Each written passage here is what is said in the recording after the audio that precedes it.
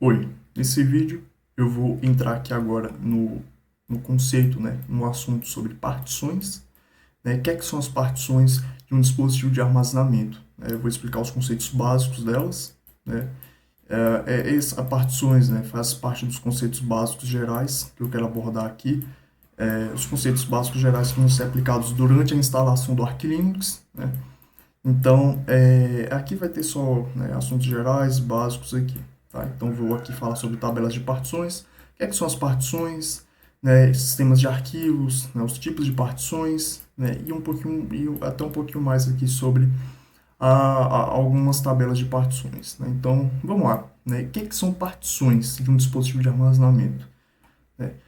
Praticamente, né, o nome já é bem autoexplicativo. Partições já quer dizer, né, já pode pensar, pô, são partes, né, de um dispositivo de armazenamento. Né, um dispositivo de armazenamento ali, ele possui, né, ele é feito de material específico capaz de armazenar, né, bits, né, dados, né, de certa forma, eles são energia, de certa forma, né, ou ao armazenar bits de forma magnética né, HDs, né, hard disks, né, discos rígidos. Vão utilizar ali pratos magnéticos, né, é, agulhas, né, a cabeça ali, né, e a agulhazinha que consegue fazer a magnetização naquele prato magnetizável, né? Como é que eu posso dizer? É o prato em material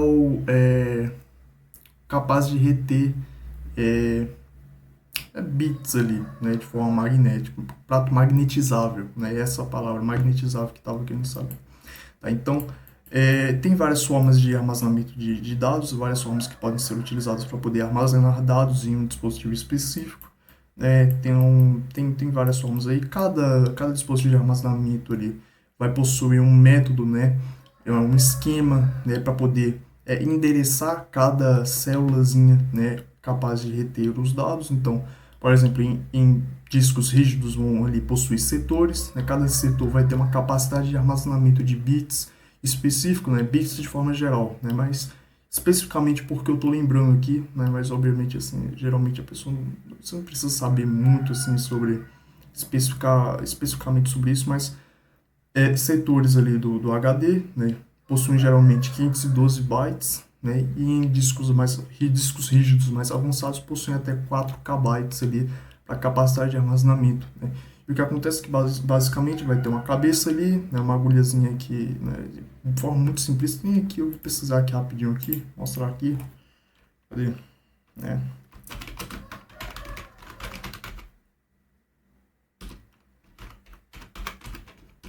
Setores, né? Os pratos magnéticos são divididos em setores, né? Cada setor vai ser trilhas e setores, né? E então vai ter a cabeça de leitura e gravação em cada setor específico, né? E ele vai se mover de forma bem rápida, né? Ele vai ter o controlador daquele setor que vai ser controlado através de um cabo. É, não, o cabo esqueci o nome do cabo que utilizo, mas existem vários processos, várias camadas de abstração, né? Que possuem vários conceitos por trás, né? Várias operações são feitas até fazer realmente o atuador, né? O atuador fazer a atuação dele de leitura e gravação, ou gravação, né? Então aqui tem um disco magnético, né? A cabeça de leitura, né? Não, aqui é o eixo, vai ter a cabeça de leitura, né? Ou gravação. Aqui vai ter o atuador, né? E aqui é o braço de leitura também, né? Aqui vai ser a cabeça de leitura, aqui é o braço e aqui é o atuador, né? Aqui é muito básico mesmo, então aqui é do disco magnético, ele vai girar também, né? Para ter uma rotação. E obviamente que isso aqui é tudo mecânico, bem magnetizável, ou mecânico, né? Físico e mecânico, então vai ser mais lento do que o próprio SSD, que ele vai armazenar os dados de forma eletrônica mesmo, né? Vai armazenar os dados de forma eletrônica ali nas suas células ali, né? Então tem suas vantagens e desvantagens, mas o SSD ele é bem mais rápido que o HD convencional aí, né? Mas o HD ele possui as capacidades ali, uma grande capacidade de armazenamento de dados, né? Mas geralmente, olha o que acontece, né? Por exemplo, em HDs antigamente utilizava muito o método de endereçamento CHS, né? cilindro, cabeça e setor, né, que basicamente a cabeça que ele possui mapeado todo o HD, então ele vai acessar fisicamente ali através desse método de endereçamento que possui toda uma fórmula para a cabeça ele poder se locomover no local certinho, no setor específico, de forma ele conseguir saber, né, a localização exata do setor ali. Existem várias coisas, mas o método de endereçamento antigo que ele utilizava era CHS. Se eu não me engano, os discos rígidos atuais também usam hoje em dia o LBA, né, que o SSD, os outros dispositivos de flash, de armazenamento flash, né, que é o tipo de armazenamento de forma não volátil, ou seja, que foi projetado para não perder os dados, né, diferente de uma memória RAM, que é uma memória de acesso aleatório, né, e que ela só armazena dados ali durante a execução do computador, enquanto tem energia ali para poder fornecer ali, não, o suporte para armazenar os dados dos programas. E quando você desliga o computador, a memória RAM simplesmente não contém os dados são apagados dela, né? É diferente, né? A memória flash já é diferente disso aí, né? A memória não volátil, ela não varia, né? Até que ocorra alguma ação externa, como, né, um programa ali modificando, né, a memória fazendo alguma operação de leitura ou gravação no dispositivo de armazenamento, tipo um SSD ou HD.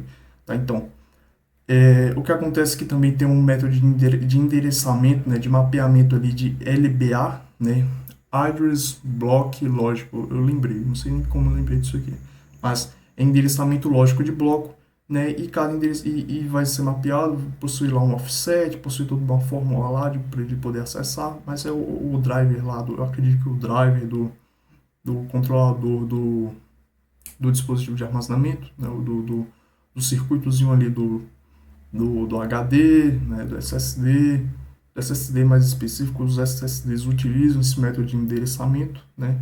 Então, cada célula ali em específico, cada bloco, né, que possui vários conjuntos de células, podem ali possuir um LBA específico, né, LBA0, LBA1, LBA2, e o próprio controlador consegue acessar e mapear, ou a própria cabeça de leitura ou gravação consegue mapear e acessar ali, né, através de vários outros mecanismos, recursos e dispositivos e softwares, né. É bem complicado, não é o foco desse vídeo, eu estou fugindo muito do assunto, na verdade, não é isso que eu quero falar sobre partições, mas então, voltando na questão sobre endereçamento. Então, através desse endereçamento é possível, em uma tabela de partições, né, a tabela de partições ela vai conter as informações sobre as partições do dispositivo de armazenamento, né, de forma bem simplória, bem abstrata mesmo falando, né, cada entrada de uma partição, né, na tabela de partições vai ter uma entrada, vai ter as entradas para cada partição disponível, né, cada partição configurada no seu dispositivo de armazenamento. E cada entrada nessa tabela de partições vai ter informações sobre a partição, né? Então, existem sistemas de tabela de partições que organizam essa tabela de partições, essa estrutura, né, de forma diferente, né? Então, tem um sistema de tabela de partições GPT e tem o MBR. O MBR é mais antigo, né? E o GPT é mais atual e utilizado amplamente nos dias de hoje. Então, cada um deles funciona de uma forma diferente. Eles estruturam, né, as entradas de partições, eles estruturam as tabelas de partições, né, ou a tabela de partições, porque geralmente não tem mais de uma tabela de partições, né, geralmente não tem, só se for para backup da tabela de partições, porque essa tabela de partições é essencial para os softwares críticos poderem, né, identificar as partições do dispositivo de armazenamento e acessar os dados delas. Mas eu vou chegar nessa parte quando tiver mais falando sobre os firmwares, tá? Mas de forma bem simples mesmo, o que é que vai acontecer? Cada entrada na tabela de partições, né? Imagina uma tabela, né? Linhas, né? Colunas, beleza, né? Então tem a entrada 1 da tabela de partições. Então, o que é que vai ter? Vai ter o endereço, né, de começo daquela partição e o endereço final daquela partição. Então, de certa forma, os dados da partição 1, né, vão ser armazenados entre o endereço X, né, entre o endereço, deixa eu ver, eu vou dar um exemplo, tá? O endereço 34, LBA 34 ali, né? Vai começar a partição 1 e no LBA 1000 vai terminar a partição, tá ligado? Vai terminar a partição 1. E a partir por exemplo, a partir do LBA 1005, né, vai começar e vai terminar até o LBA 2000. Aí vai completar a partição 2. Então, quando, né, você for armazenar dados na partição 1, você só vai armazenar dados naquele, é, naquele range, né, naquela área, né, denominada ali através de endereços específicos. Só vai armazenar dados nesse intervalo de endereços específicos, nesse intervalo entre o LBA 34, estou dando um exemplo, e o LBA 1000, velho, tá? Isso pode até, na prática mesmo, né, pode até estar um pouquinho impreciso, mas é basicamente isso aí, né? Então, os endereços, e vai ter um intervalo entre endereços ali, você vai armazenar os dados entre esses intervalos de endereços e vai definir ali uma partição 1, né? Então, obviamente tem várias outras questões que definem uma entrada, várias outras informações que definem cada entrada de uma partição, né? E que os softwares críticos utilizam essas informações de cada entrada, né, que é específica para uma partição, né?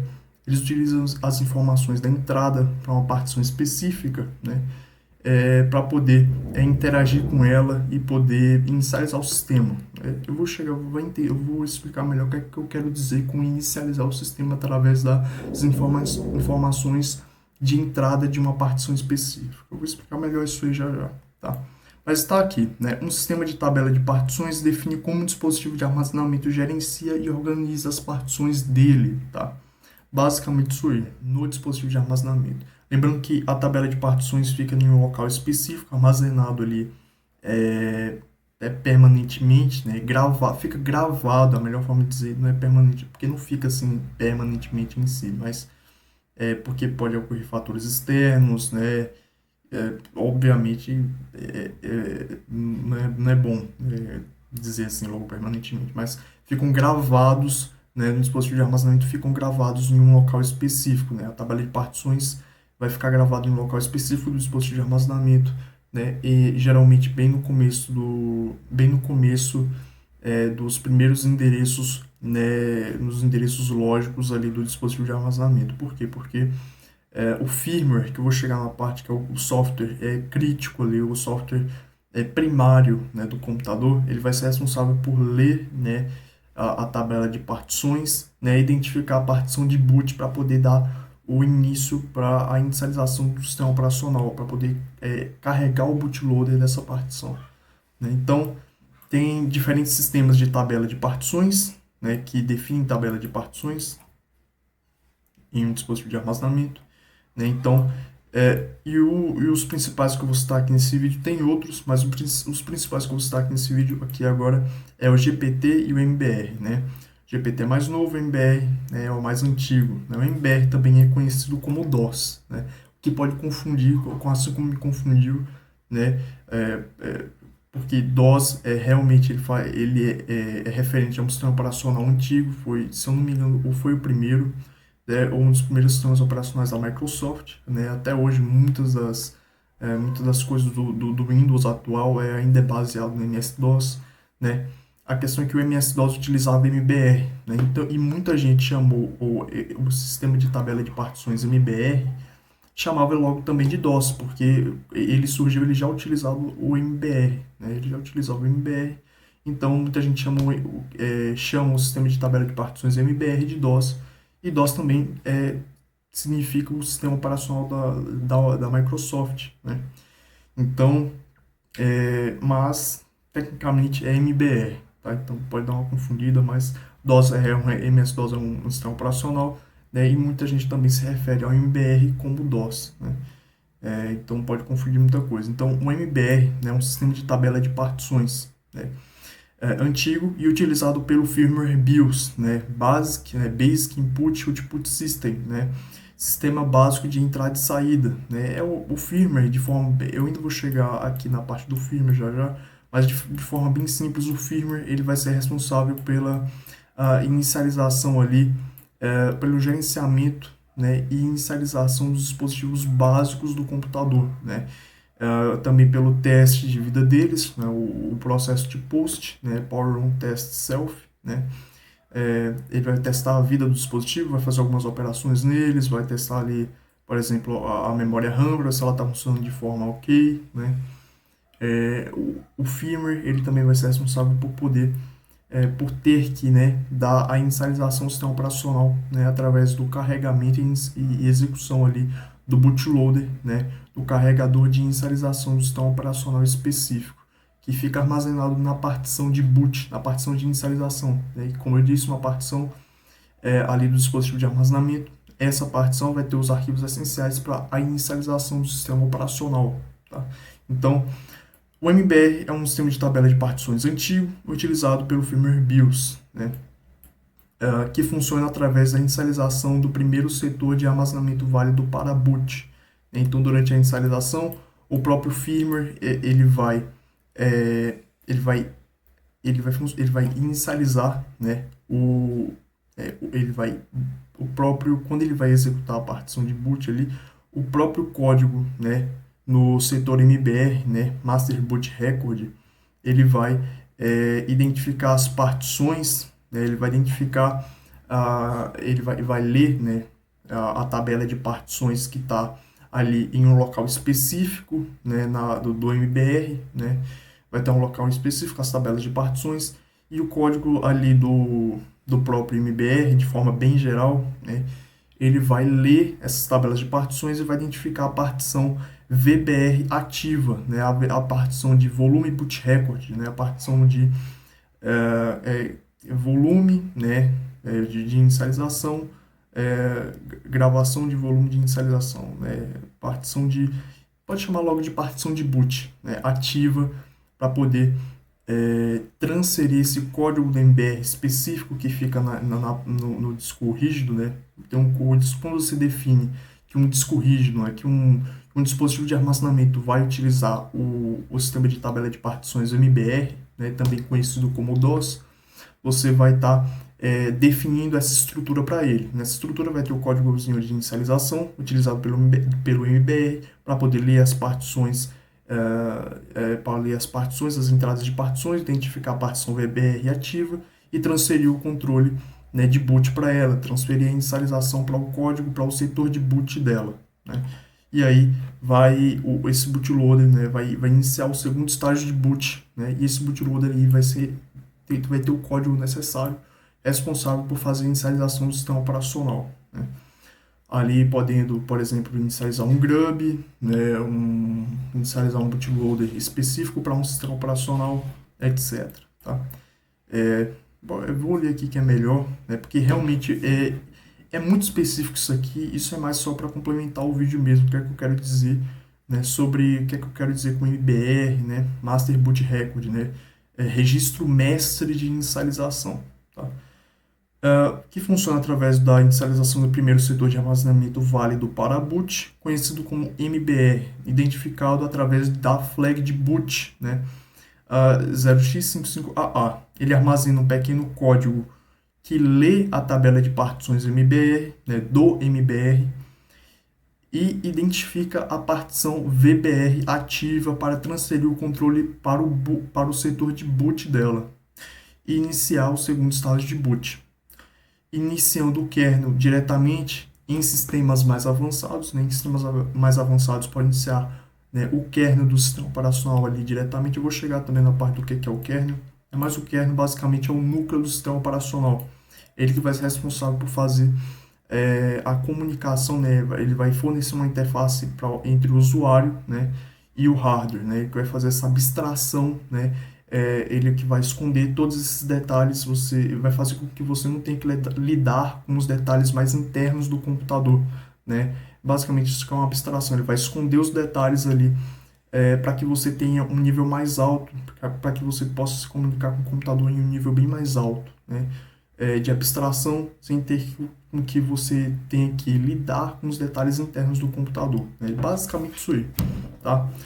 Então, vai iniciar o kernel, o núcleo do sistema operacional. Ele vai fazer a comunicação, criar a ponte entre você, o usuário, e o hardware do computador, né? Claro que existem também vários outros componentes para ocorrer, né? Vários componentes, mecanismos, dispositivos para ocorrer toda essa comunicação, mas de forma bem simples é isso aí, tá? Então, iniciando o kernel diretamente em sistemas mais avançados e customizados aí, né, realmente não é muito comum isso. Ou iniciando o bootloader na forma mais comum. Na forma mais comum é iniciar o bootloader específico, né?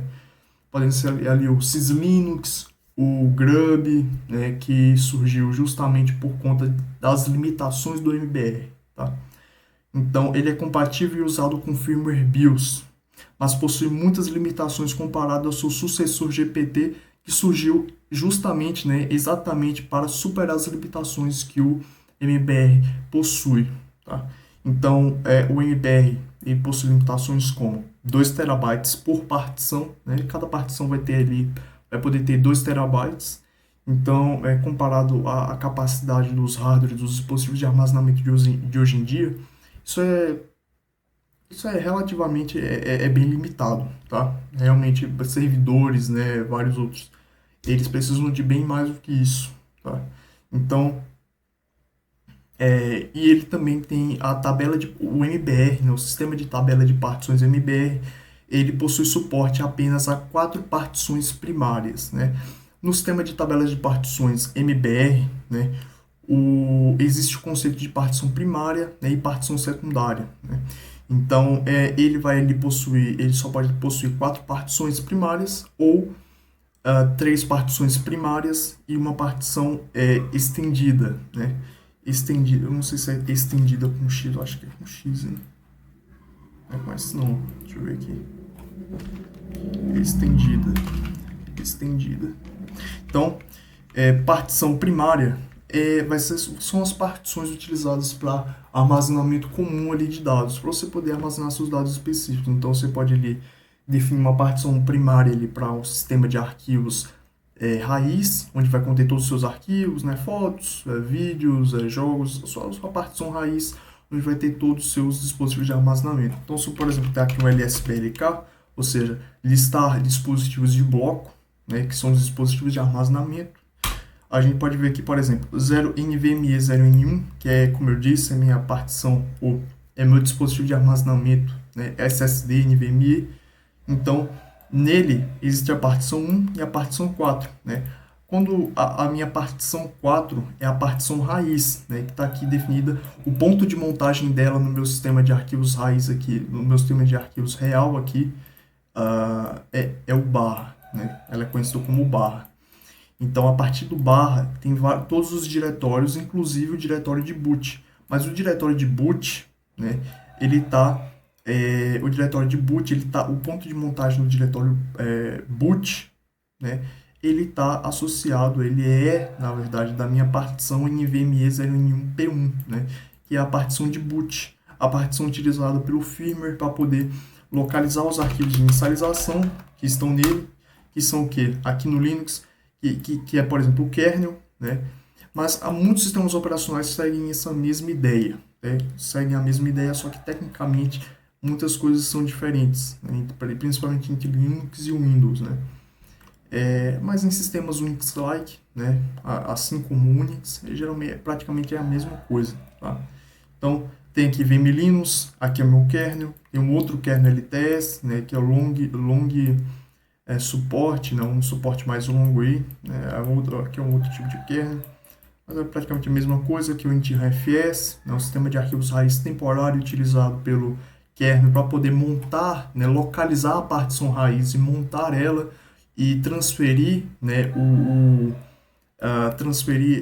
mudar o nosso contexto para a partição raiz, para o sistema de arquivos da partição raiz e a gente poder acessar, né, inicializar o init system, né, o inicializador de serviço do sistema, e a gente também ali poder acessar e utilizar os arquivos dessa partição raiz. Eu vou chegar mais nessa parte mais futuramente quando estiver explicando sobre bootloaders, Ventoy, né, o funcionamento básico dele, né, etc.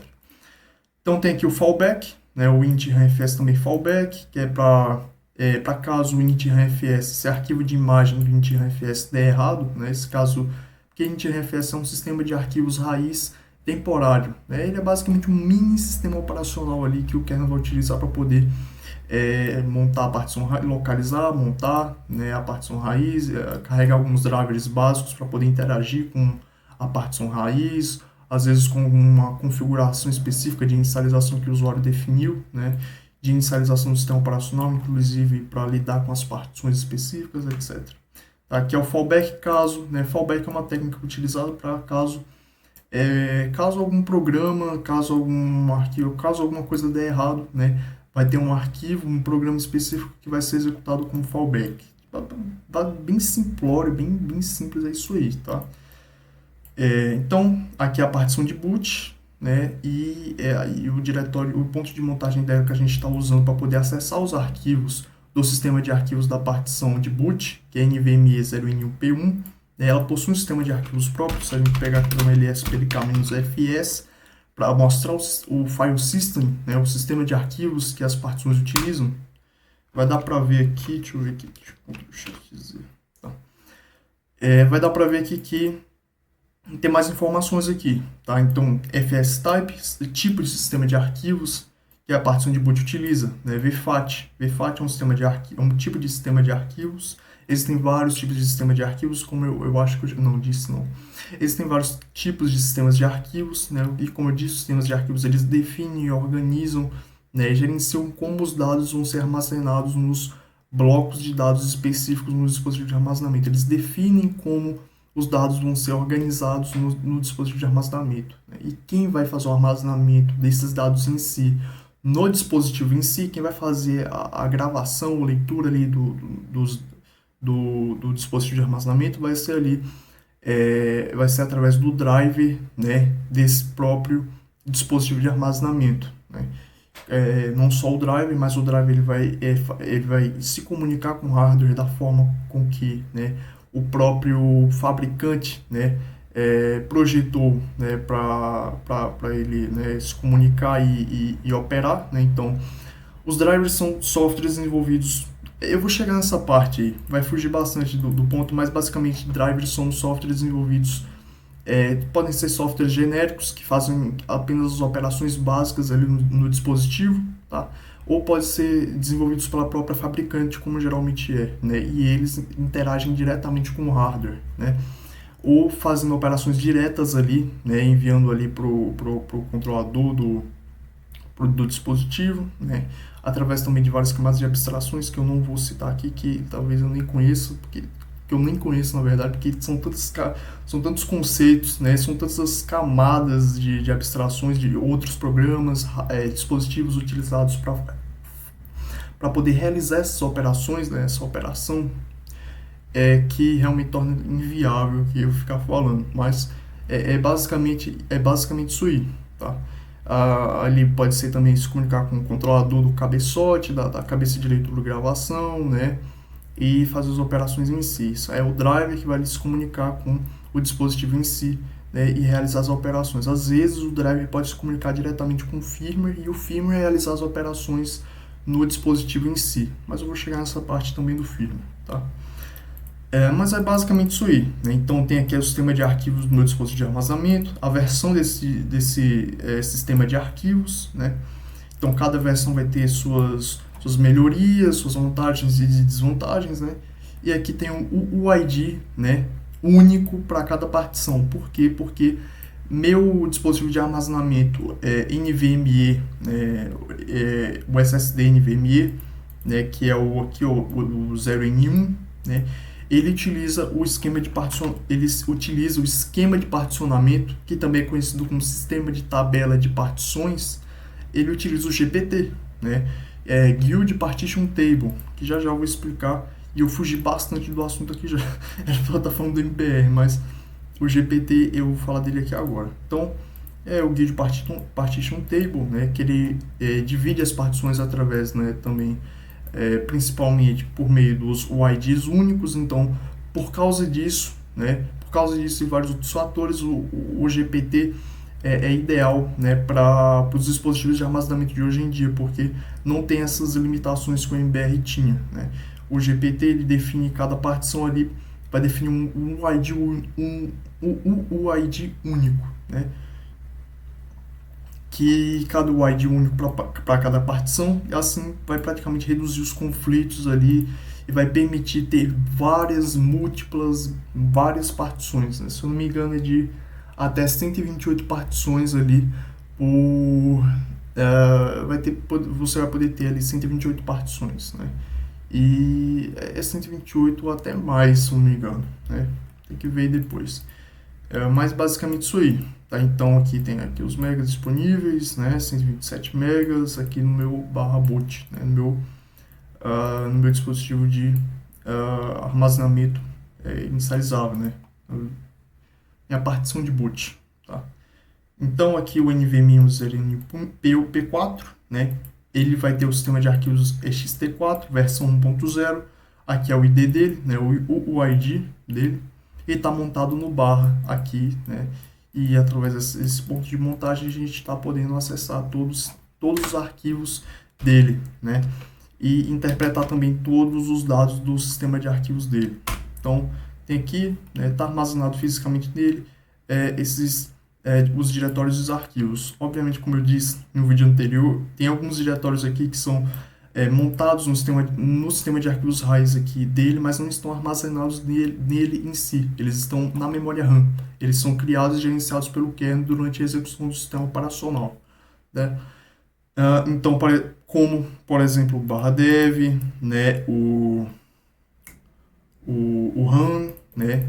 Para pontos geralmente utilizados por pendrives, o sys, né, para a representação de informações sobre dispositivos de hardware, né, que estão aí, conectados no computador, tem as informações deles, né. Então tem, por exemplo, aqui o TMP, se eu não me engano, também, né. Tem um PROC também, cadê o PROC, né, sobre informações de processos em execução e várias outras coisas. Por exemplo, uma coisa interessante, né? Cada diretório que é criado, né, que não existe fisicamente no dispositivo de armazenamento, que não está armazenado diretamente no dispositivo de armazenamento, esses diretórios criados pelo kernel, de forma bem simples, simplória na verdade, possui um sistema de arquivos próprio aí que vai poder fornecer essas interfaces e fornecer o propósito dele, né? Então, PROC, por exemplo, vai ter informações sobre processos, memória RAM, né? Ou seja, aqui é o PID de cada processo, né? Tem também informações sobre, por exemplo, file descriptors, né? Sistemas de arquivos, dispositivos, né? Deixa eu ver aqui, devices, ó, /proc, fugindo muito do assunto do vídeo, meu Deus do céu. Devices, né? BLK Device Mapper, um dispositivo de loop. Tem aqui ó, um monte de coisa, o hotdog, que é o /dev /min, né? Que é a memória, dispositivos de caráter aqui, dispositivos de bloco, né? E muitos programas, né? Vários programas, até mesmo o kernel utiliza os dados, né? Utilizam os arquivos de proc, desses diretórios aí para poder fazer as operações mais internas no computador. Se eu não me engano, por exemplo, em sys tem, por exemplo, ali o arquivo que vai simplesmente listar suas interfaces de rede, né? Se eu não me engano, tem mesmo aqui. E aqui, por exemplo, cadê devices? Vai listar seus dispositivos de rede que você possui, né? E dessa forma você não precisa ficar fazendo chamadas netlink para o kernel para você poder obter as informações sobre os adaptadores de rede, né? Fugi muito do assunto agora, mas isso é sobre um vídeo que eu pretendo fazer futuramente, sobre um programa aí que eu estou desenvolvendo, tá? Mas fugi muito do assunto agora, mas vamos lá, bora voltar aqui para o que importa. Então, né, o MBR dele pode armazenar as 4 partições primárias, ele pode ter ali 4 partições primárias ou 3 partições primárias e uma partição estendida, né? Então, as partições primárias, como eu já disse, são as partições utilizadas para armazenar seus arquivos normalmente, né? Ou você pode pegar uma partição primária e definir, são as partições usadas normalmente, né? As partições que você também pode pegar uma partição primária ali e definir com uma partição VBR, a partição de boot, e essa partição primária vai armazenar os arquivos de inicialização que o MBR, que o firmware, né, vai inicializar, né? que o firmware ali vai carregar ali, vai inicializar tudo certinho, tá? Então, e uma estendida, né? Estendida. Tá, eu vou deixar assim, depois qualquer coisa aí eu deixo no vídeo aí que tá correto, tá? Então, estendida. A partição estendida, né, ela é utilizada para armazenar as partições. A partição estendida em si, ela vai simplesmente conter outras partições lógicas, e essas partições lógicas vão, de certa forma, agir como primárias, tá? Então, é esse pulo do gato aí que o MBR utiliza, né? Então, as partições estendidas, né, elas podem armazenar até 63 subpartições lógicas. Então, beleza, vai ter lá a partição estendida, e essa partição estendida vai ter subpartições lógicas, né? Essas partições lógicas podem ser usadas ali normalmente para armazenar dados, né? Pois isso é bem curioso, bem estranho esse funcionamento, realmente é bem estranho, mas é o que tinha na época, tá?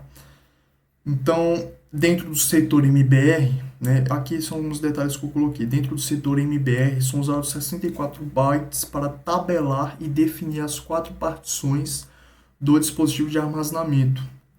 Entre elas existe a ativa, VBR, que o código de boot do MBR usa para transferir o controle a ela e iniciar o sistema, né? Iniciar o processo de inicialização, que o código ali da VBR, né, da partição VBR de boot ali, a partição de boot, possui ele vai poder inicializar o bootload, e o bootload ele poder inicializar o sistema operacional para o usuário. Então, o setor do dispositivo de armazenamento, né, aqui é outro detalhe, o setor de dispositivo de armazenamento é o menor bloco físico de armazenamento acessível, tá? Armazenamento acessível, mas o menor local de armazenamento possível em um dispositivo de armazenamento vai ser a célula, né? Tanto para SSD quanto para HD, tá? Vai ser a célulazinha ali que vai armazenar os bits, mas obviamente assim, o que eu quero dizer? O controlador, né, a cabeça de eletrogravação, né, o controlador também dessa cabeça, ou o próprio controlador, o chipzinho do circuito do SSD ali, ele não vai acessar os bits em si, não vai acessar a célula em si, né? Ele vai acessar os setores ali que são definidos, né? Ele vai acessar os setores ali do dispositivo de armazenamento. Setores, o que confunde muito aí é que a verdade é que existem setores tanto no SSD quanto no HD, mas no SSD, os setores do SSD são setores lógicos. Já no HD, né, no disco rígido, né, no prato magnético dele ali, utilizado para armazenar os dados, existem os setores físicos, né? São setores físicos ali definidos por trilhas, né? E por trilhas e setores, né? Como a gente viu aqui na fotozinha aqui do negócio, né? Então, aqui são as trilhas, né? E os setores ficam bem na parte. Então, eu devo ter uma foto bem melhor aqui, quer ver? Aqui, as trilhas divididas ficam diretamente nessas linhas, né? E aqui fica aqui os setores, tá? Aqui as trilhas. Opa, aqui tô confundindo as coisas. Aqui ficam as trilhas, né? Esses círculos aqui são as trilhas. E os setores ficam, né, nessas partezinhas específicas das trilhas, viu? E a cabeça de leitura / gravação, né? Leitura ou gravação, vai acessar os setores específicos ali em cada trilha, né? Então tá em trilha tal, em setor, tá aí na trilha tal e setor específico. Então o prato gira e a cabeça gira também para poder acessar os dados de forma mais rápida, tá? Então é necessário realmente, quando utiliza esse método mecânico para armazenamento de dados, é necessário realmente utilizar várias técnicas, vários métodos para poder tornar cada vez mais o acesso mais rápido ali, porque é realmente mecânico e é bem mais lento do que o armazenamento eletrônico dos dados em um SSD, né, Solid State Drive, ou do que no HD, né? Então, armazenar dados no SSD é bem mais rápido, porque vai armazenar diretamente nos chips de memória ali do SSD, né, de forma eletrônica, tá? Então, mas também não significa que ambos possuem suas vantagens e desvantagens, e utilizados de acordo com um propósito específico, né? Também tem a questão do custo-benefício. Às vezes, se você quer armazenar muitos dados, né, ali até mesmo ali muitos dados ali em um dispositivo, né, que armazena, sei lá, muitos jogos, fotos, vídeos, se você quer armazenar, você pode usar ali um HD pode sair mais barato, né, por mais que os SSDs estão bem baratos mesmo, né, um HD ele tem maior capacidade, ele é mais barato, se eu não me engano, né, vai depender muito aí do preço hoje em dia, mas ele é mais barato de certa forma, e permite você armazenar bem mais dados, né, e às vezes, dependendo do local onde você, né, tá, né, pode ser mais seguro armazenar, tá? Acho que isso. Doideira. É, beleza, então tem aqui, né, o que é o disco, né, as trilhas e os setores específicos, né? Olha, essa foto ficou boa aqui, tá? Do site infowrestler.com. Só para não dar sei lá, copyright. Quem que vai ver esse vídeo? Como é que vai saber? Tá bom. Tá, vamos lá. Então, voltando aqui ao assunto. Beleza, então, dentro do setor MBR, né, o setor de dispositivo de armazenamento é o menor local, o menor bloco físico de armazenamento acessível. Então, o controlador ali ele vai acessar o setor específico do dispositivo de armazenamento, tá? A diferença aqui é que a SSD utiliza setores lógicos, né? Setores lógicos definidos ali, no LBA, né? Eu utilizo o método de endereçamento LBA, né? E como eu disse, em sistemas discos mais antigos, em HDs mais antigos, eram utilizados o método de endereçamento CHS, né? Que faz o mapeamento físico ali diretamente, tem alguns limites e pode ter alguns problemas físicos ali, tá? O acesso é físico diretamente nos setores. Então, a menor unidade física de armazenamento em um dispositivo tendo um espaço de armazenamento de 512 bytes ou 4 KB em alguns discos mais avançados ou dispositivos de armazenamento mais avançados aí, de forma geral. Então, é basicamente isso aí, tá? E tem os blocos de dados. Os blocos de dados, são definidos pelo sistema de arquivos, né? Que eu vou chegar aqui agora, eu vou entrar no sistema de arquivos, né? Eu falei sobre as partições primárias, né? Mas é basicamente... vou falar sobre o GPT agora, né? Então, vai ter... E os setores são as unidades de bloco físico ali, são as unidades de armazenamento ali acessíveis pelo driver, né? E pelo controlador do dispositivo de armazenamento, de forma geral, né? Ele vai acessar os setores e não as células, tá? Só que a forma é diferente. Em dispositivos, em HDs, vai ser o acesso físico a setores. Já no SSD, o acesso vai ser lógico, né? Vai funcionar ali de forma eletrônica, de forma diferente, vai ser mais de uma forma lógica e não física em si, diferente do HD, né? Que é através de setores físicos mesmo de armazenamento de dados, tá? Então, e blocos de dados são um conjunto de setores, tá? E o sistema de arquivos, né? O sistema de arquivos da partição, né, que é o sistema de arquivos, como eu disse, que vai definir como os dados vão ser organizados, acessados ali, tudo e tal, na partição, o sistema de arquivos ele define, né, como o tamanho de cada bloco de dados que ele vai operar. Então ele vai fazer a operação nos blocos de dados específicos, vai utilizar também offsets ali, existem várias formas ali para o funcionamento, mas de forma bem abstrata, bem simplória, o sistema de arquivos ele vai se comunicar com blocos de dados, né? E o controlador vai fazer o acesso físico aos setores deles. Beleza? Então é basicamente isso aí. Então, tipos de partições, né? Como eu disse, né? Agora o GPT, né? Identificador global único, né? É o GUID, significa GUID. Então, cada partição vai possuir um GUID específico, né? Vai possuir um UUID específico, mais precisamente. Ela vai possuir um UID que é global e único para cada partição, né?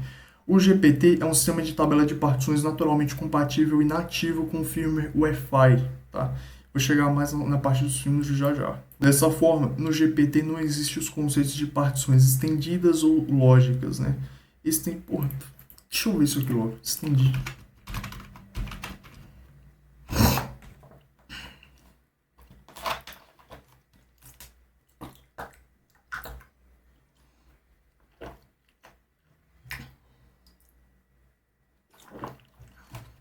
beber água. Meu Deus, eu não sei, minha garganta tá aguentando mais nada. Estendidas. Cadê?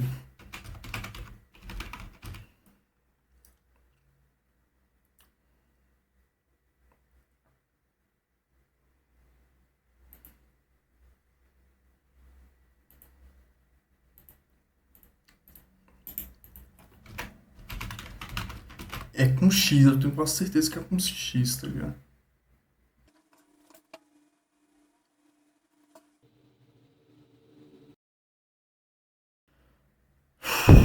Tá, então, voltando ao assunto. Dessa forma, no GPT não existem conceitos de partições estendidas ou lógicas, mas apenas partições primárias, né? Ou seja, no sistema de tabela de partições GPT, todas as partições que você define, né, todas as partições ali que estão definidas ali na tabela de partições, né, são partições primárias. Elas são utilizadas para armazenar dados de forma normalmente, né, vão armazenar dados, arquivos, etc. Você pode armazenar, utilizá-las da forma que você quiser. A única diferença ali é que você vai definir o sistema de arquivos e você vai utilizar ela de forma diferente, né? Você vai definir ela para o sistema operacional, utilizar ela de forma diferente ali, né? Através das flags, etc. Tá? Vou chegar nessa parte ainda. Então, mas apenas primárias, apenas partições primárias vão existir. Por quê? Porque todas possuem um identificador global único que diferencia cada uma delas no sistema de tabela de partições. Tá? É basicamente isso aí. Cada partição vai ser tratada como primária porque ela vai ter um ID específico. Vai ser uma forma bem mais simples ali de organização das partições, né? De definição de partições ali. Né? Cada uma vai ter um ID, um UID específico e já era, cara. Não precisa de muita coisa não. Então, assim podem ser criadas 128 ou mais partições primárias, né? E com tamanhos de até 9.4 zettabytes, tá? Então, é bastante coisa, tá? Bastante coisa. Não dá nem para colocar a quantidade de zeros aqui, né? É muita coisa mesmo, tá? Então, só organizar isso aqui, beleza. Então, tipos de partições, partições primárias, são partições usadas para armazenar arquivos e sistemas operacionais. Também são partições que o firmware pode usar para inicializar os sistemas operacionais. Essas são as partições de bootloader, né? Peraí, bora ler de novo aqui, ler de forma mais calma. São partições usadas para armazenar arquivos e sistemas operacionais. Também são partições que o firmware pode usar para inicializar os sistemas operacionais. Essas partições são conhecidas como bootloader, né? As partições estendidas é uma partição usada para criar outras partições lógicas dentro dela. Essas partições lógicas geralmente são usadas para armazenar arquivos e, em alguns casos, sistemas operacionais, mas que geralmente não são usadas para inicializar os sistemas operacionais, né? Normalmente elas não são usadas por mais que tenha como, né? Um pouquinho complicado, mas tem como. Então, né, sistemas de arquivos, né? Bora entrar aqui nos sistemas de arquivos. São os softwares responsáveis por definir como os dados, né, arquivos, serão armazenados e organizados e gerenciados, né? Armazenados, organizados e gerenciados em uma partição. Eles também possuem a responsabilidade de definir as informações sobre os arquivos, né?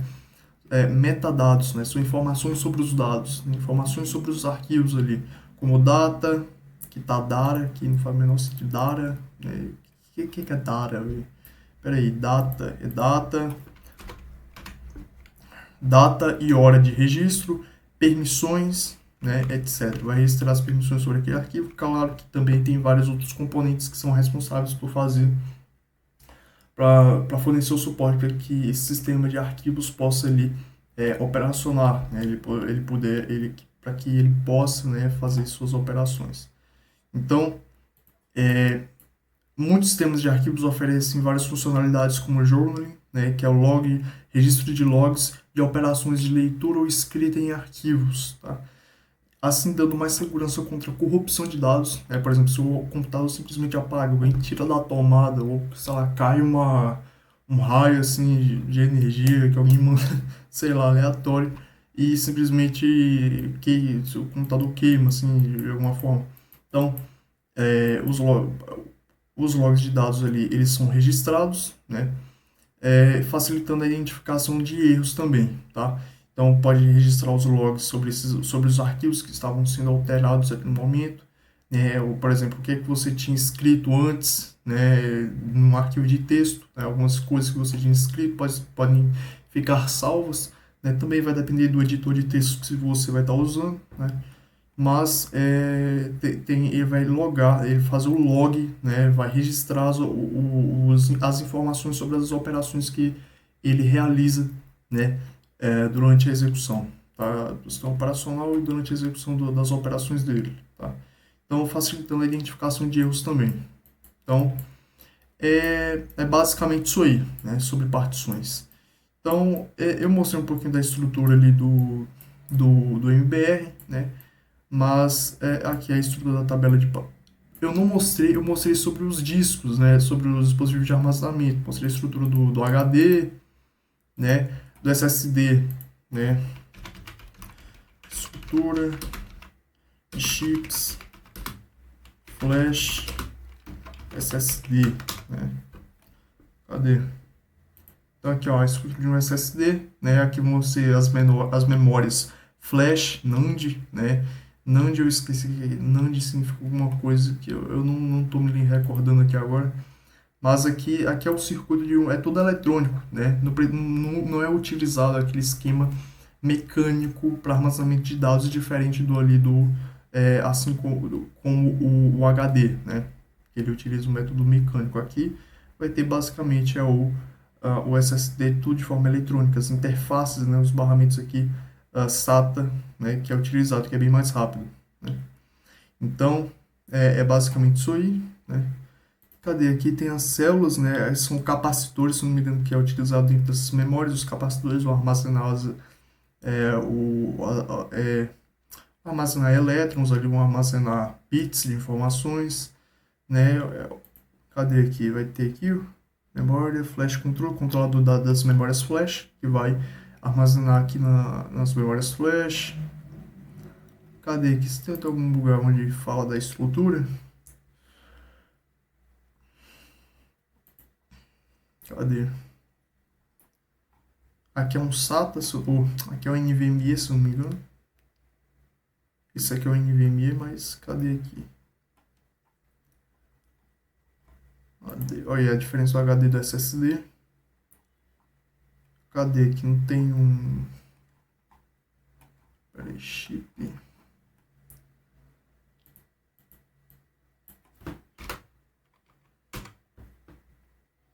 Chips de memória flash.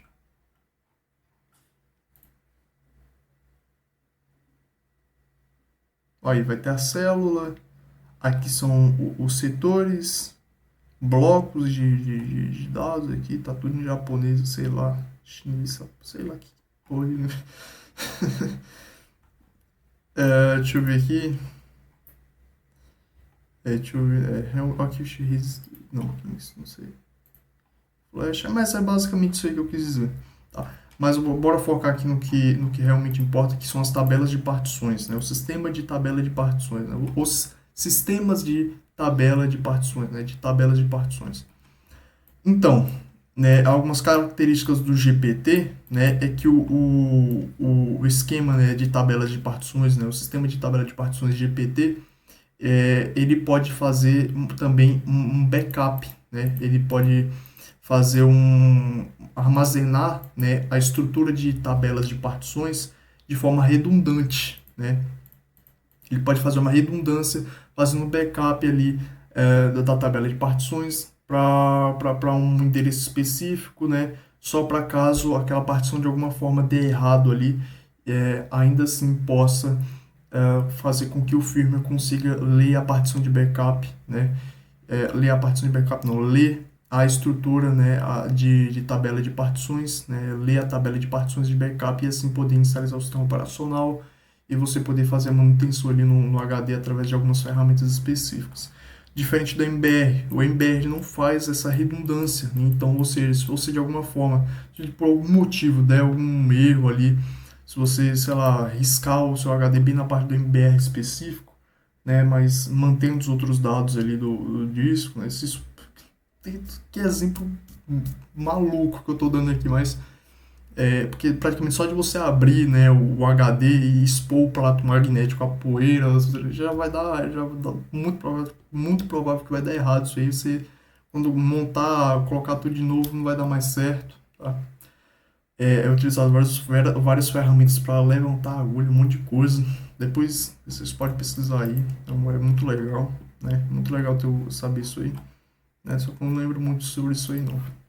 Mas é basicamente isso aí, tá? Cadê a estrutura? Eu guardei aqui nos links, cadê? Tá aqui. Tô querendo pesquisar, mas eu lembrei que eu tenho as fontes aqui. Cadê? Tem um link onde tem as fontes. Então, aqui. Então, sistema de tabela de partições. Aqui é o GPT. Aqui é a estrutura da tabela de partições do GPT, que o sistema de tabela de partições GPT define. Quando você ali está usando o CFDISC, em uma partição específica, eu queria poder aqui, mas não vai dar para eu mostrar, porque eu não posso ficar aqui modificando minha partição. Mas eu acho que só abrindo não faz mal não. Cadê?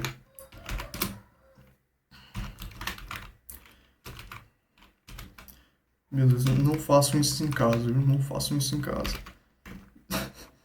Não, não pode, deixa eu dar um suco aqui. Não, não pode. Não pode, não, cara, não, cara, não, deixa eu, é tipo você pular do carro em movimento. Tipo, vai dar errado. Não modifica a partição que você utiliza. A mesma partição que você utiliza ali durante a execução do seu sistema operacional. Então não faça isso. Não, deixa quieto. Aqui, mas aqui quando você vai utilizar um CFDISC da vida para você manipular uma partição específica, você vai ter que escolher ali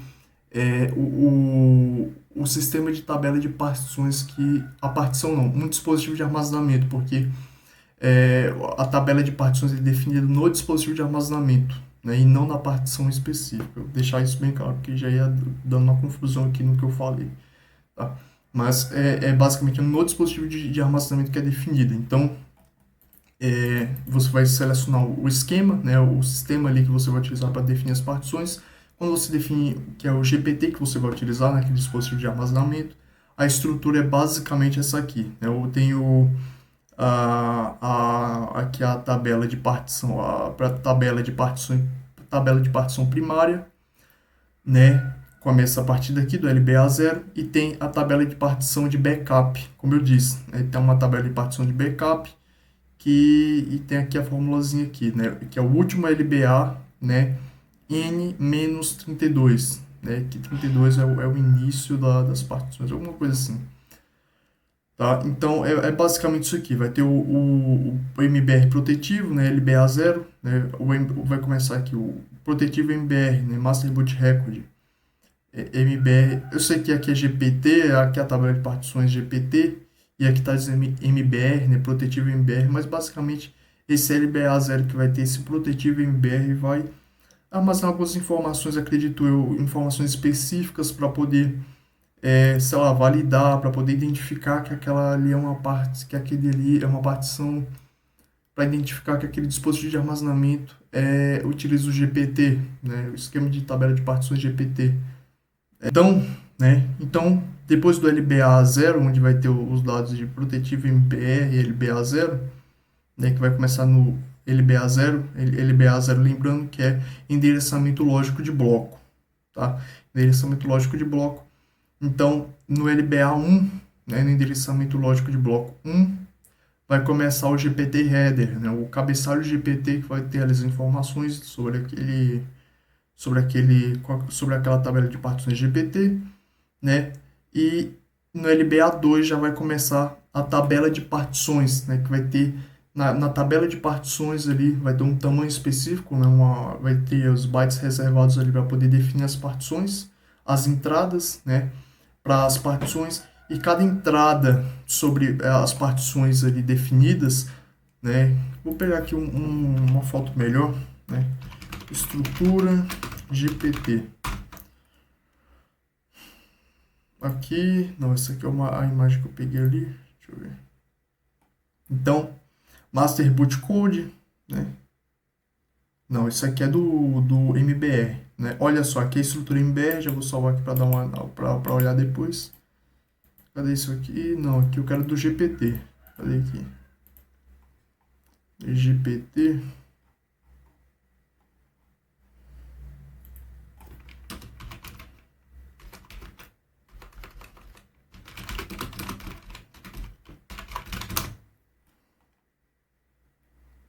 GPT. Cadê aqui?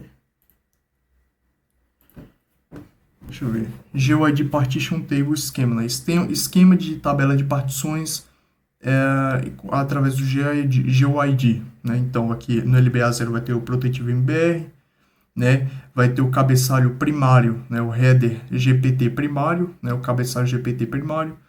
LBA2, entrada 1, entrada 2, entrada 3, entrada 4, né? Que são a tabela de partições, né, disponíveis, definidas no dispositivo de armazenamento. Então, entrada 1 vai ter ali né, as informações da partição 1, né? Ou seja, por exemplo, as informações que eles vão ter, vão ser, sei lá, a flag dela, né, vai definir se é uma partição de input, uma partição inicializável ou não, alguns atributos dela, vai definir onde é a partição, o endereço para dar para a partição 1, né, o endereço de onde a partição 1 começa e onde ela termina, né, que também vai definir a quantidade de bytes dela. Então, como eu disse, pode começar no LBA34, né? Eu dei um exemplo porque que eu nem lembrava, mas eu associei o LBA34 com isso aqui, que doideira.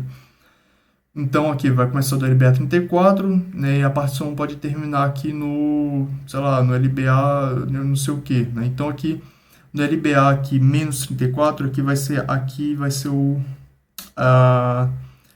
é o secundário GPT header. Aqui esse LBA menos 34 significa que é o backup, né, da tabela de partições, né? Da tabela de partições e do cabeçalho também. Vai ter um backup de segurança para caso esse cabeçalho primário aqui dê errado de alguma forma, tá? Então, partição 1, partição 2, né, e remaining partições, né, partitions. Então, vai ter que o LBA3, né, que são as entradas, né, as entradas que a partir das 5 até as 128 entradas, mas o LBA2 vai ter as 4 partições, as 4 entradas, né, entradas para as partições primárias, e cada entrada vai definir onde estão onde, né, as partições, cada entrada vai definir onde estão as partições em si no dispositivo de armazenamento, tá? Basicamente isso aí. Então, a entrada 2 vai poder ter ali as informações, né, de entrada. Ali vai ter o ID da partição, vai ter o endereço de começo dela e o endereço final. O LBA inicial da partição 2 e o LBA final também. Vai ter os atributos e flags dela e várias outras coisas. Por exemplo, a assinatura, né, específica para secure boot que o firmware UEFI utiliza para poder ali ter mais segurança na inicialização do sistema operacional. Não sei se é exatamente o Secure Boot relacionado às partições, mas talvez seja, não sei. Eu acho que está mais relacionado a bootloader em si. Eu não estou lembrado, mas quando chegar na parte dos firmwares eu vejo isso aí. Então, é basicamente isso aí. Deixa eu ver se tem uma foto melhor aqui que explica.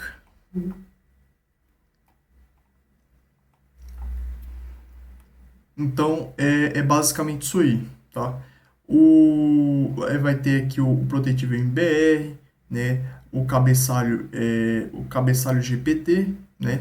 Vai descrever, vai dar detalhes ali, vai descrever a tabela de partições, vai dar algumas informações importantes para o firmware, né?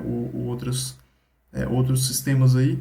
Então, e aqui vai começar as entradas, né? Vai ter o GUID, né, e as entradas para as partições realmente definidas no seu dispositivo de armazenamento. Então, cada entrada vai descrever, vai ter os detalhes ali, vai ter as informações, como local, tamanho, né, o ID específico, flags, né, etc. Vai ter as informações sobre cada entrada e cada entrada vai definir, né, vai dar o local onde vai ficar localizado diretamente a partição, onde a partição realmente vai estar localizada no dispositivo de armazenamento, né, no endereço específico, inicial, né, o offset, até o endereço final ali, tá?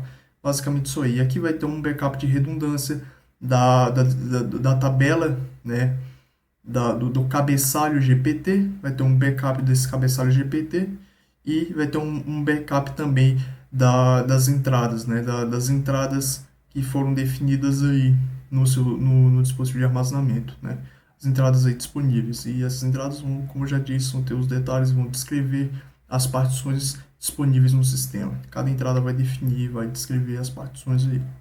Basicamente isso aí. Né? Esse protetivo MBR vai basicamente, ele é utilizado, né?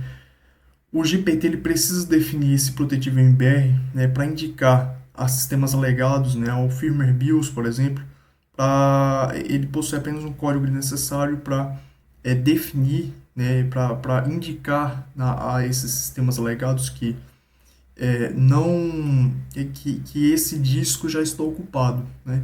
Para que, né? Para que esses sistemas legados não sobrescrevam acidentalmente o disco, porque eles vão tentar interpretar, eles podem tentar escrever sobre o disco, né? Escrever sobre o dispositivo de armazenamento, né? Que utiliza o GPT e pode sobrescrever o cabeçalho, por exemplo, pode sobrescrever diretamente o dispositivo de armazenamento ali específico, né, escrever dados em um local que não pode ser escrito. Ele pode tentar ali, né, escrever, colocar os dados a entrada, os dados de entrada sobre uma partição específica num local específico, só que esse local já faz parte da estrutura GPT, né, e vai sobrescrever, vai dar merda, vai, né, bagunçar tudo. Então esse protetivo MBR é para indicar sistemas legados que já está ocupado, né? Que esse disco já está ocupado e que não deve ser sobrescrito, né? Então, e esses sistemas legados eles não vão conseguir ler, né? Por mais que tenha essas tabelas aqui do protetivo MBR, eles não vão conseguir ler diretamente esse MBR, eles não vão utilizar esse MBR para poder ler, tá ligado? É só para indicar a eles que esse disco já está ocupado e que, de certa forma, ele não suporta ali o disco. Né, de forma bem simplória, né, é basicamente isso aí, é bem abstrata mesmo, é basicamente isso aí. Né, então, já no MBR, né, a estrutura do MBR é basicamente essa aqui. Né, esse site aqui é muito bom, né, eu dou uma lida nele aqui no começo, mas recomendo que seja lá quem esteja vendo esse vídeo leia. Né, porra, tem das informações boas aqui, muito bom isso aqui.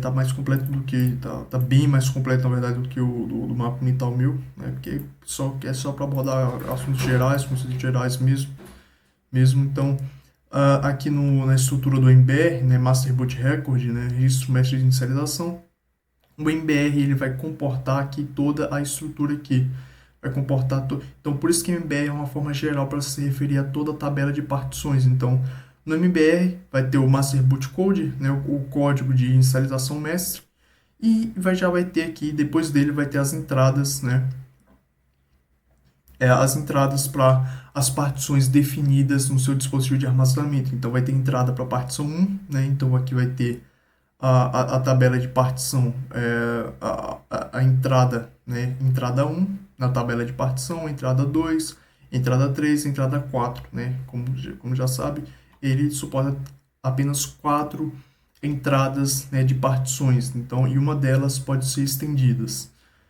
Então, e no fim aqui vai ter o 0x55AA, e depois disso, depois do Master Boot Record, vai ter aqui as partições em si. Então vai ter a partição primária, né, a partição primária E, né, a partição.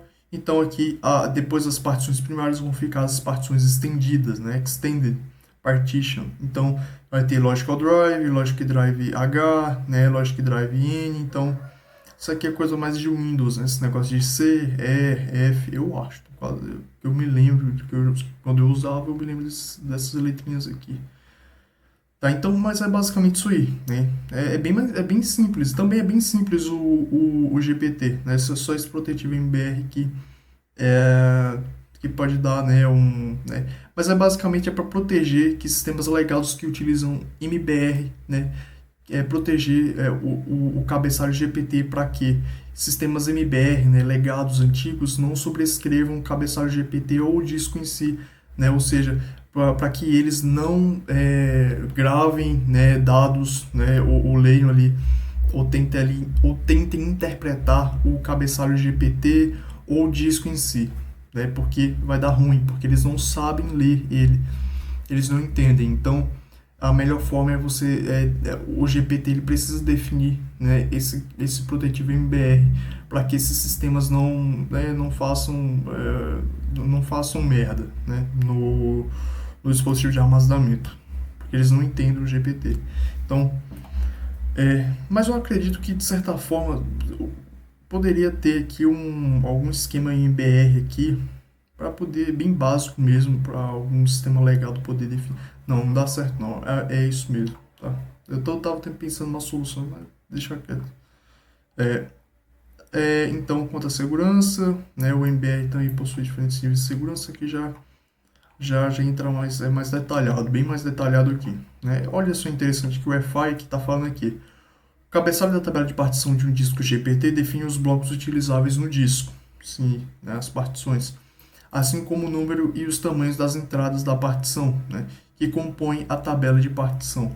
O Wi-Fi requer no mínimo, né, os firmwares Wi-Fi. O Wi-Fi, né, é uma forma padronizada e unificada do firmware Wi-Fi. O Wi-Fi é um firmware que foi criado no começo para superar as limitações do firmware BIOS, né? E o firmware Wi-Fi ele utiliza os conceitos, ele utiliza grande parte ele é baseado no Wi-Fi, só que o Wi-Fi já é uma forma padronizada que possui recursos, funcionalidades, né? Ele funciona de uma forma mais padronizada, né? Para atender a ser mais compatível com diferentes arquiteturas e sistemas e dispositivos específicos. Vou chegar mais nessa parte aí quando estiver falando na parte sobre firmwares, né? Quando tiver em firmwares aí. Mas o Wi-Fi requer no mínimo 16.384 bytes, né? O que daria aí, sei lá, 16 KB, não sei, não lembro, não lembro como é que converte isso aqui.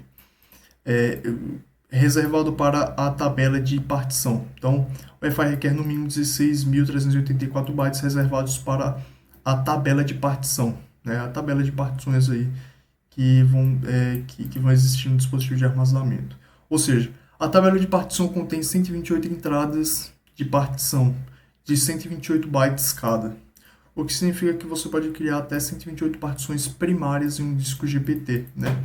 Então você vai poder criar 128, né, 128 bytes para cada, né? Ou seja, 128, né? 128 vezes 128 deve dar. Deixa eu ver isso aqui, deixa eu ver a calculadora aqui.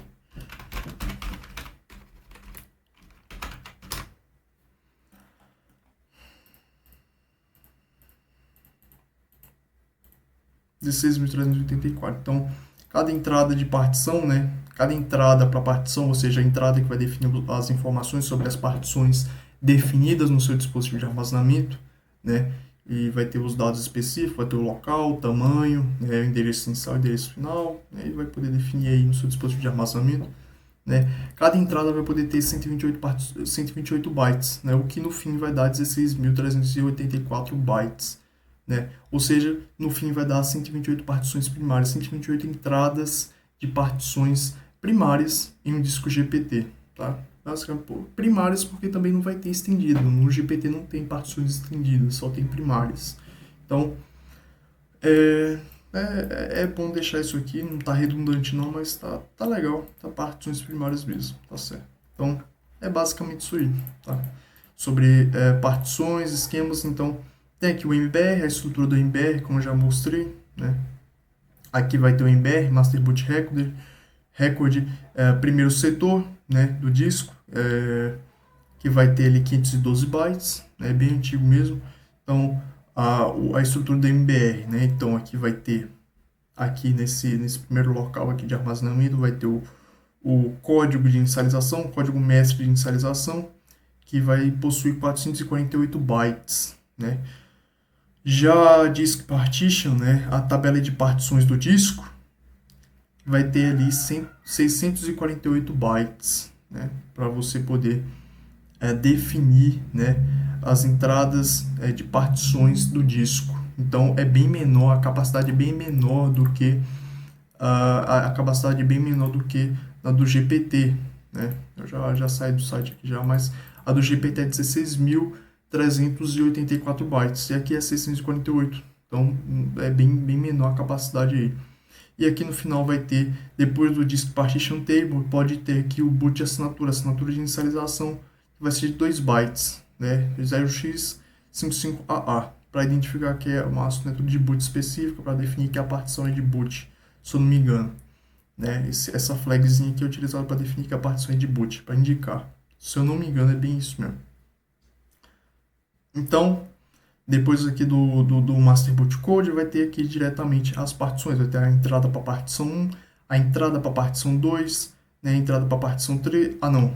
Aqui, depois do Master Boot Code, vai ter a Disk Partition Table. Né, vai ter a Disk Partition Table. Aqui no setor MBR. No setor MBR, que vai ter o Master Boot Partition Table, o Code, né, tabela de partições do disco, né, 648 bytes, depois vão ter as partições primárias, né, partições secundárias, partições terciárias, né, a terceira partição, e depois as partições estendidas, ou apenas as 4 partições primárias. É basicamente isso aí, tá? Aqui também tem um link interessante que eu salvei aqui, sistema de arquivos, né, os sistemas de arquivos aí. Cadê que? Deixa eu pegar aqui, copiar isso aqui. Beleza.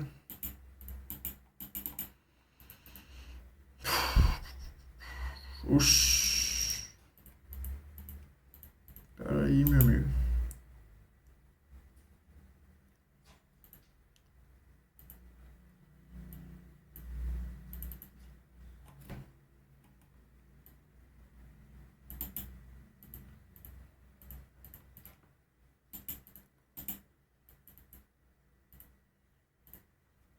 Ok. Aqui é uma página do Wikipedia sobre sistemas operacionais / sistemas de arquivos, né? Aqui vai falar sobre os sistemas de arquivos, né? Porque eles existem, como eles funcionam, né? O funcionamento básico deles, né? Características dos sistemas de arquivos, né? Segurança ou permissões, listas de controle de acesso, ACLs, mecanismos para evitar a fragmentação, capacidade de enlace simbólico, né? Symbolic links, né? Odors hard links, né? Integridade do sistema de arquivos, journaling, como eu disse, para evitar a corrupção de dados, né? Também os logs vão auxiliar a você detectar erros, né? Suporte para arquivos dispersos, suporte para cotas de discos, né? Tá certo aqui. Suporte de crescimento do sistema de arquivos nativo, né? E uma coisa interessante que eu disse foi, que eu lembrei aqui, o sistema de arquivos ele define o tamanho do bloco, né, de dados que ele vai utilizar para operar, para poder definir os arquivos, etc. Então tem um mapa mental muito interessante. Esse mapa mental aqui é ótimo para definir os sistemas de arquivos, né?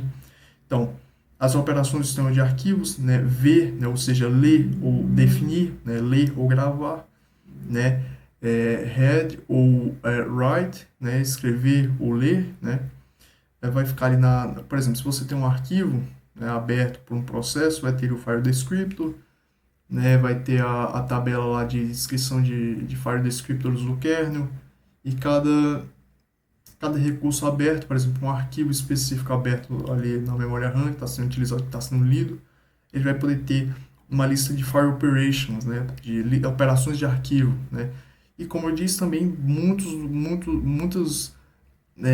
recursos, vários dispositivos também são representados como arquivos, né, em sistemas Unix-like. Então, muitas das vezes, por exemplo, você pode abrir um arquivo, né, ou ler como se ele fosse você pode abrir ou ler um dispositivo, né, como um arquivo, porque ele é representado como um arquivo. Então, você vai chamar operações que você faria também como um arquivo normal. Então, você vai poder abrir, né, dar um open para ler aquele arquivo, né, na File Operations. Então, na lista de File Operations, a operação de arquivo vai ter lá read, write, open, né, pode ter ali o IOCTL para enviar comandos diretamente para ele de alguma forma.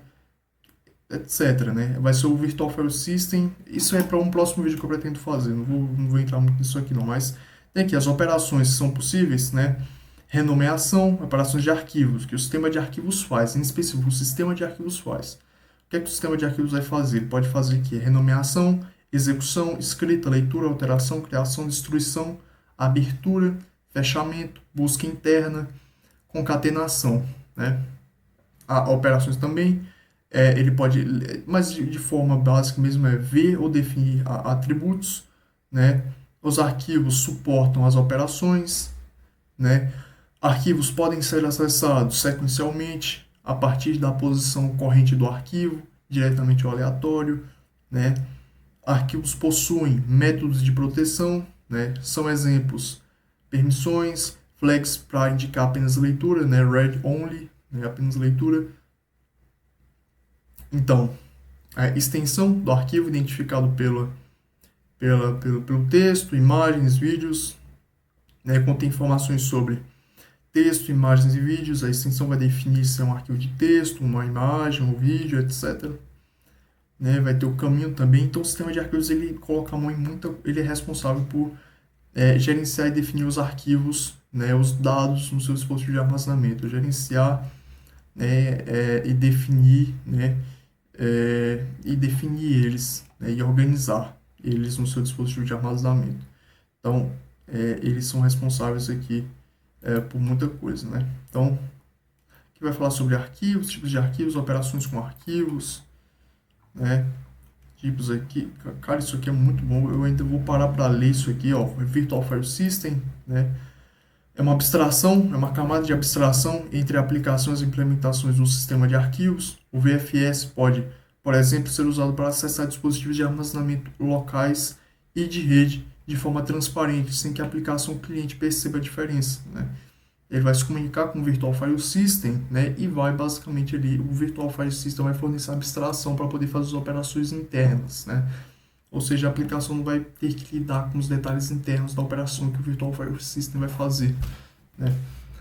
O propósito principal do Virtual File System é permitir que as aplicações clientes possam acessar diversos tipos de sistemas de arquivos concretos de forma uniforme, tá? Então, é ele que vai criar essa camada de abstração. Então, tem buffers, vai falar sobre buffers, bitmaps, né, mapas de bit. Geralmente são usados para definir configurações de algum arquivo, sei lá, um monte de coisa. É usado em muitas coisas, principalmente também em protocolos de rede, que eu estou lembrando aqui. Então, tem MS, não sei o que, então tem várias ligações externas, né? Tem as fontes aqui também, né? Então, aqui é uma página do Wikibooks aqui muito boa. Eu ainda vou dar uma olhada, eu vou ler isso aqui depois. Isso aqui tá bem completo, bastante informação. Tá muito bom aqui, né? Existem outras alterações, aguardar a revisão, né? Publicado em 11 de agosto de 2015, está aí até hoje, né? Então, é basicamente isso aí sobre o sistema de arquivos, tá? Cadê? Diminuir aqui. Opa, não.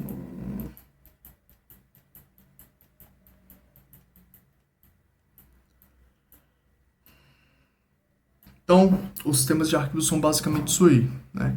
Então, muitos sistemas de arquivos oferecem várias funcionalidades como journaling, né? Registro de logs, né? Para garantir mais a integridade de dados dos dados que vão ser armazenados no seu dispositivo de armazenamento. Então, falei sobre tabelas de partições dos dispositivos de armazenamento, né? E que vai complementar bem com o assunto que eu vou falar agora, que vão ser sobre os firmwares, né? Falar sobre os firmwares agora. Então, também falei sobre sistemas de arquivos, né? E as partições, tipos de partições, tabelas de partições, os sistemas que elas utilizam, né? Sistemas de arquivos. Então, é basicamente isso aí no vídeo de hoje. Então, no próximo vídeo eu pretendo aqui falar sobre firmwares, tá? Valeu aí. Armazenamento, né, permanente, né? Não é permanente,